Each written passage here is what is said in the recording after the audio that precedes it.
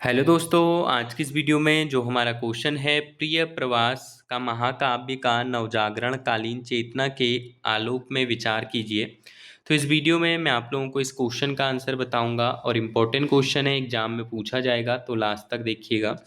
तो सबसे पहले आंसर में लिखेंगे प्रिय प्रवास हिंदी साहित्य का एक महत्वपूर्ण महाकाव्य है जिसकी रचना अयोध्या सिंह उपाध्याय हरिओद ने की।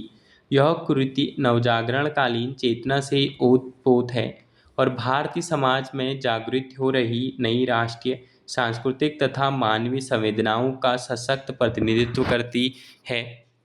नवजागरण काल में भारतीय समाज में आत्मचेतना, राष्ट्रीयता, सामाजिक सुधार और सांस्कृतिक पुनरुत्थान की प्रवृत्तियां विकसित हो रही थी।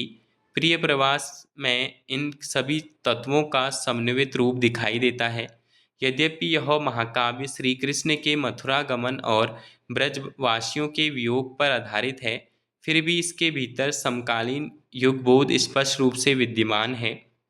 इस काव्य में वियोग की भावनाओं के माध्यम से कवि ने केवल व्यक्तिगत दुख का चित्रण नहीं किया बल्कि उसे व्यापक सामाजिक संवेदना से जोड़ दिया है।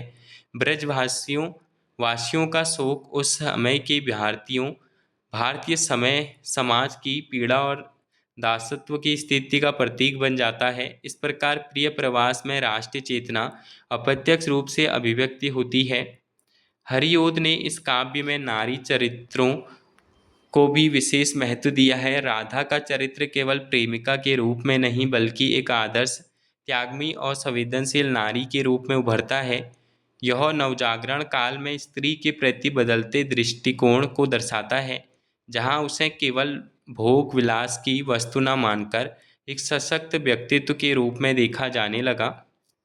भाषा और शैली की दृष्टि से भी प्रिय प्रवास नवजागरण की देन है।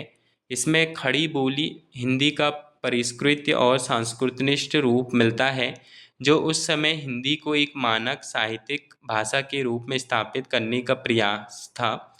साथ ही काव्य में भावुकता और विचारशीलता का सुंदर संतुलन दिखाई देता है।